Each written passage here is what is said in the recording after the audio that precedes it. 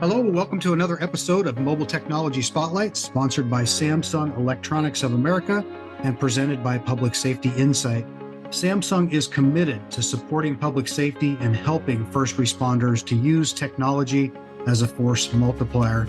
I'm Scott Hogue, and today I'm with Dennis Baliga, who is currently the Deputy Director with Public Safety IT at the City of Chicago, and he was formerly a command and control officer with the United States Marine Corps. Really excited to have Dennis here with us today talking about what they're doing in Chicago. And I'd like to turn to Dennis now. Thank you so much for being here today. And could you share a little bit about the Chicago Police Department and what your role has been with that agency? Yeah, Scott, thanks for having me on. So I've been working with the Public Safety Administration that manages the IT for the Chicago Police Department, the Chicago Fire Department, and the OEMC, which is the 911 center, for about the last 3 years now. And primarily my role has been leading up the team that maintains the city's radio systems and infrastructure and some of the copper and fiber plant, as well as the network teams. But I'm also fortunate that this role has led me to the mobile communication side of the house and more of the in-vehicle technology, which has led us into the kind of this conversation about DEX and the Samsung deployment and a lot of the kind of new and more cutting edge stuff we're doing with mobility for the Chicago Police Department. That's great. You know, this podcast is focused on mobile technology, and we're going to talk about DEX in a minute. I know you've issued thousands of smartphones to your officers.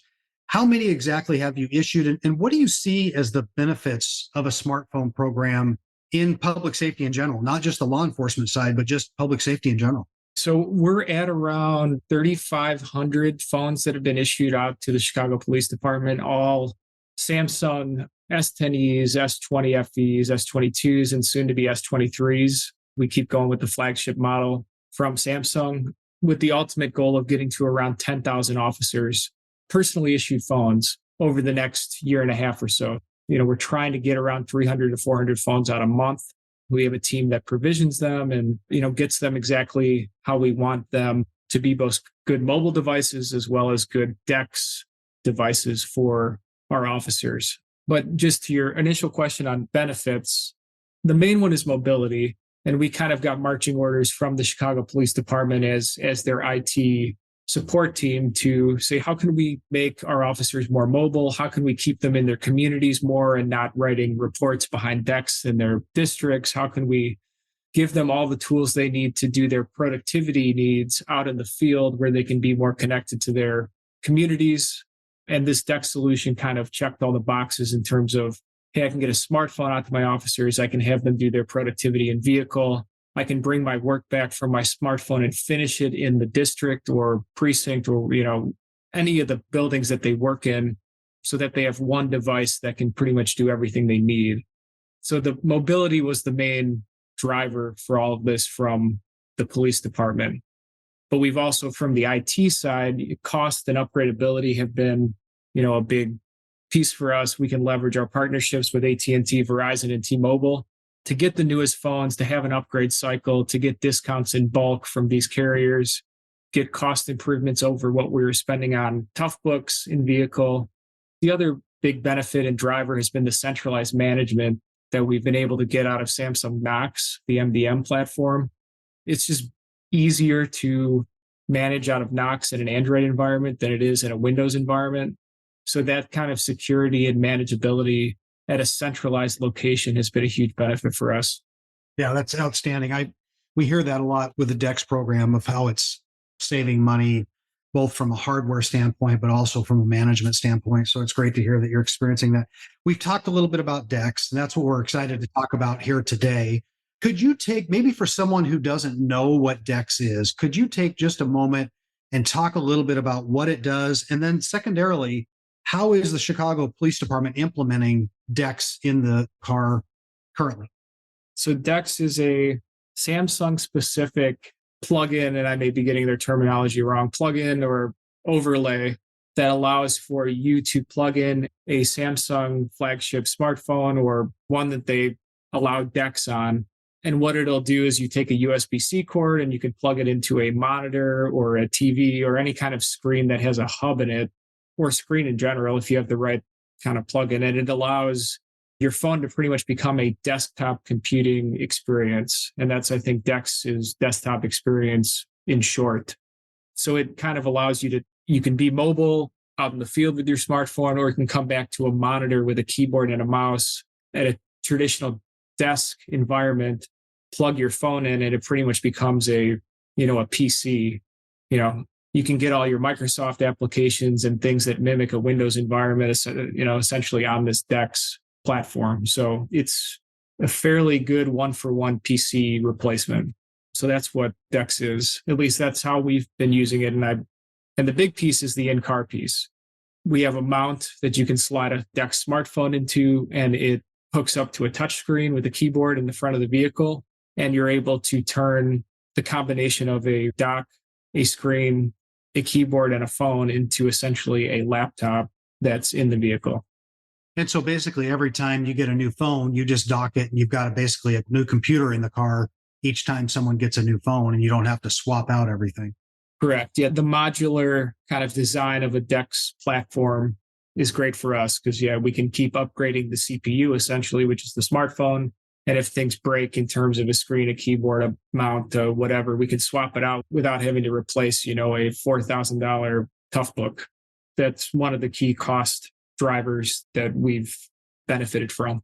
My experience in using DEX too is that when you talk about mobility, it also, when the officer gets out of their car, they take that smartphone with them. They basically have their laptop with them wherever they go.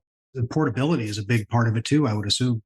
That's a piece that I think we could continue to improve on. I mean, our DEX rollout has really focused on the in-vehicle experience. I think we have a lot of room to grow in the actual mobility side of things. Like, how can an officer take the phone out and be a foot mobile officer, a bike officer, somebody who's out on the street doing a foot patrol? I think we've got some room to grow there and develop that solution. And then the in-building solution, like I'm going to bring my phone back to the district and act like it's a PC. We still have a lot of room to grow there as well. The foundation's there to make both of those successful. It's just we've been so focused on the in-vehicle portion that we just have some more room to make improvements. Yeah, absolutely. Getting that foundation laid is so important, especially with an agency your size. It makes perfect sense. My research, I think you guys had started this program, at least in beta in 2019. Can you sort of walk us through the rollout of sort of how you got from 2019 to here, and what are your thoughts there? I wasn't, working for the city in 2019, but from how I understand, the DEX origin story began with a pilot in the 11th district, which is a very active CPD district on Chicago's west side. And from what I was told, they had 2 vehicles that they were really using as test beds to try a number of hardware solutions and combinations to make DEX the safest and most fruitful deployment that it could be. Testing airbag clearance, making sure it was stable, making sure the equipment was rugged enough for the use of, in the 11th district, probably the most rugged and used vehicle environment in the department. So after that small pilot in the 11th district, where the kind of the hardware solution was landed upon, which is a combination of DNR mounts, Havas docks, iKey keyboards. It's a bunch of different vendors combined, with the Samsung at the heart of it. We then moved on to a larger pilot at the 19th district. And this I was here for, where we rolled out about 35 to 40 vehicles with this DEX solution up in the 19th district, which is up on the north side of the city. And they were really the large scale test bed for a lot of the pain points and initial discovery that we had doing something like this at scale.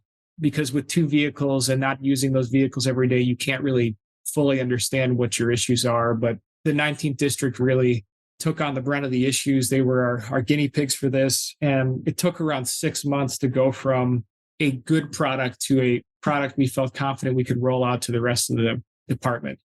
Once that kind of 6-month trial period with the 19th district was over, though, we really hit the ground running and went from about 100 vehicles at the start of last year to now we're at 2,500 CPD vehicles have DEX equipment in them, 500 or so fire department vehicles have DEX in them, and growing on both sides as we get new vehicles and, retire some or just keep vehicles in the fleet. So we expect the hardware number to grow around 3,000 or so CPD vehicles and probably around 550 to 600 CFD vehicles probably by the end of the year. Wow, that's great. With any new solution comes challenges. What are a couple of challenges that you face throughout the implementation of DEX? Yeah. And like we were talking about, the 19th district was kind of our test bed where we really ran into a lot of these initial challenges. The main one was software stack compatibility. So the majority of our vendors were very used to us operating in a Windows only environment, moving over to Android. The biggest pain point was getting our current CAD vendor to make a stable Android based application. That took the majority of the work in those 6 months of the pilot. Were working with the developers at Paraton, which is our current CAD vendor, to get a stable CAD app for the field. They were very helpful and we're good partners in getting that application stable and ready for use out in the field for both the fire side and for the police side. I think some of the other issues we've had is kind of in the same lines as software compatibility. It's learning how to operate at this large of a scale with private APNs, with mobile carriers, our network management, our firewall management. It's how do we scale up to 10,000 devices that are operating over private IPsec tunnels with Verizon, T-Mobile, and AT&T. We're multi-vendor, but we're all under one public safety network. We've had some pain points, and I don't think a lot of people or companies or enterprises use or leverage all three major carriers. And I think a lot of the things we've been working with Samsung on and the carriers has been how do we get you all to cooperate with every carrier having thousands of phone on our network. So that's been interesting. They've all been very good to work with. It's just been a little bit painful in that regard. We've had some hardware longevity issues just with some of our docking solutions have failure because the USB-C dock, if you're docking a phone every day a bunch of times, the USB-C plug-in can get crushed or bent. Some of the cords have had some issues, and we've really just been working with vendors on how to make the hardware as modular as possible so that we don't have to rip out an entire dock if a small part goes bad. How can we find little areas to make your one component into three so that we can replace smaller parts rather than larger parts where we don't have to go rip up a Ford Explorer to get that repaired. That's something we've been working with all of our vendors on. And I'm trying to think, just some other small issues, but nothing major. We've had some power issues with some of the in-vehicle DEX equipment where some of our newer hybrid Ford Explorers have drained the battery quickly. And that's just been more of a learning and change management kind of campaign for us as IT to say, hey, CPD, please, turn your ignition on more frequently if you have this equipment on. It's not anything drastic. It's every 30 minutes, make sure you turn your ignition on to avoid power drain. But none of the issues I think we've run into with this project have been showstoppers by any means. They're all things we've been able to work with our vendors on, work them internally and find some common ground. So yeah, that's great. It sort of leads me into the next question. If an agency is looking to install DEX, what in-car configuration changes did you have to meet? Specifically hardware. What were some of the things you had to think about there? A lot of it was just placement of your keyboard and your screen. So we have gone from, and we have a number of different flavors of ergonomic design that we've been evolving to. So we started with a design that mimicked kind of our tough book placement prior to the DEX rollout, which was a very rigid, right on the tunnel plate in the middle of the Ford Explorer or other vehicle, but mostly we're using Ford Explorers. It was rigid. It's kind of the keyboard faces forward, the screen faces forward. There's not a lot of left and right lateral movement you can make of the screen and keyboard. That was our initial rollout of hardware that went out to about 2,000 vehicles. It is a bit difficult because the officer does have to lean down. It's harder to type the way we had it. It's harder to look at the screen the way we have it, but CPD runs two-man cars. So we needed to make a solution that both the passenger and the driver could use the solution. So that's something that a lot of agencies might not have to deal with that are running one-man vehicles that can make it very ergonomically advantageous for just a driver. And, that just is the pain point we had as a catering to CPD. But we've evolved to the Havas VSX console, which allows for a lot more pivoting of the keyboard and the screen. And that we're getting rolled out with all of our new 2023 vehicles still coming from Ford. And it really does allow for a much better, higher eye level for the screen, a keyboard that pivots much easier. And I think it's the VSX deployment is the real jump that we've had in terms of, I want to say, officer wellness and the ability to use the solution in a way that's in the way it's meant to be used. I think we used the first hardware rollout that was rigid and in the middle to get us off the ground. We needed to get moving on the project. We knew it wasn't the ideal solution, that we would have room to grow, but we did it to get things moving. And now I think we're really to the point where we've gotten somewhere that I think CPD is very happy with. The other piece that agencies will want to know about is the training component. Every time you implement new technology, there's training that's associated with it. How was the training for you guys, and how have the officers responded to this new technology? The training has been relatively easy for us because we were going from the same CAD look and feel, CAD mobile that was on the Windows environment over to Android. The main use that officers are still using DEX for is as a in-vehicle CAD dispatch solution. So the majority of that was mirroring the Windows environment, and their day-to-day use case was not that different. But a lot of the training we did, mostly via e-learning because of the size of the department, was talking about the hardware changes, which were also pretty minimal in terms of a transition from a Windows-based laptop to the Android environment. It's really not that different of a look and feel from Windows. And we really didn't have a tough time getting people to jump right into the solution. When we were blessed, we have very flexible workforce. The majority of them caught onto it right away, through an e-learning, some PDFs that we put together on commonly asked questions. We did send a few officers out to the districts and out to the field to do some in-person training, but the majority of it was done remotely via e-learning and just spreading documents to officers who needed extra assistance. You also mentioned transitioning to a new CAD system. So you've not only been piloting this DEX system, but also transitioning to a new CAD vendor. Was that a requirement to go to DEX, and how has that transition gone? The new CAD vendor presented the opportunity to upgrade all of the in-vehicle laptops. It was kind of the Kickstarter, signing the new CAD contract to getting DEX off the ground. So Central Square was chosen, and I think at the time they were TriTech when they signed the CAD contract for Chicago. But yeah, it was kind of what ignited this whole project to get moving and moving quickly so that we could prepare for an Android-based go live for both the police and the fire department. You talked about the app stack and making sure that, the apps all work with DEX. Over your years of working with DEX, what advice would you give to another public safety partner that's thinking about making this transition? What are some thoughts that you have if someone's looking at this technology? But yeah, I think you touched on it. Was number one is make sure you run your own pilot so that your department's application stack and your maybe unique operations will work, and it will work in a DEX environment. Because if you jump into the hardware piece and you're saying, hey, I want to do this, but you don't test any of your applications and don't do a pilot specifically to the way you do business as a department, you have a much higher chance of failing at getting this off the ground.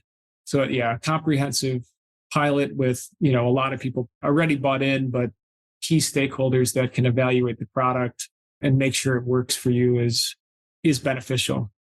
Just make sure you have a team or someone, depending on the size of your department, that is willing to run your mobile device management platform. We've had two gentlemen who have been almost solely focused on rolling out phones and building out our MDM presence.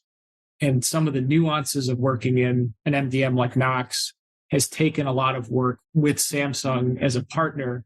But if you don't have somebody who's focusing on it, or you have somebody who's trying to do it as a side job to their main job, you may not end up really getting the full benefits of an Android or MDM deployment. So you really want to make sure you have a project manager or somebody who can really dig their teeth into how am I going to manage this environment so that you can get the full safety benefits and management benefits of going a route like this. That's great. This has been very helpful, Dennis. We really appreciate you taking the time to talk with us today about your implementation. Any closing thoughts that you have about your project there that you want to share with the audience? Yeah, I think it's been, it's obviously been a learning curve to do this size of a deployment. We've been very thankful. We've had a lot of people invested in our success.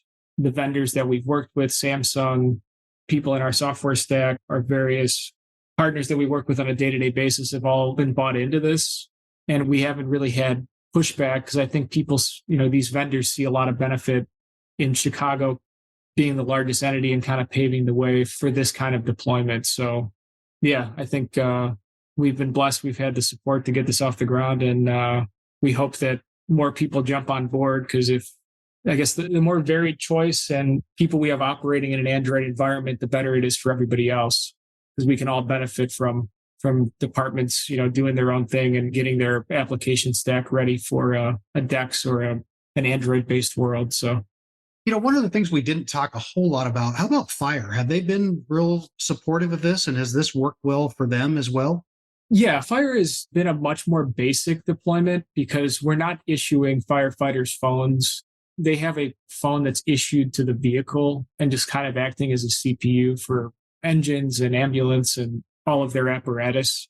Right now they're using it as a fairly basic CAD delivery system, whereas the police department does so much more with a mobility product like this.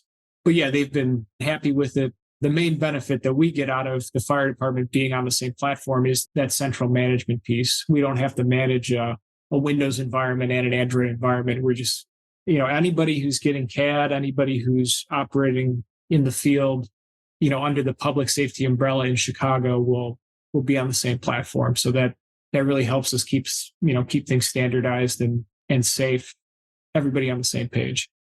That's great. Thank you again, Dennis, so much for your time. Really impressive what you guys have done there in Chicago. I know there's a lot of agencies across the country that are looking at the great work that you're doing. I know Dale and I were at IECP. There was a lot of discussion about the good work that you guys are doing there. So thank you for joining us.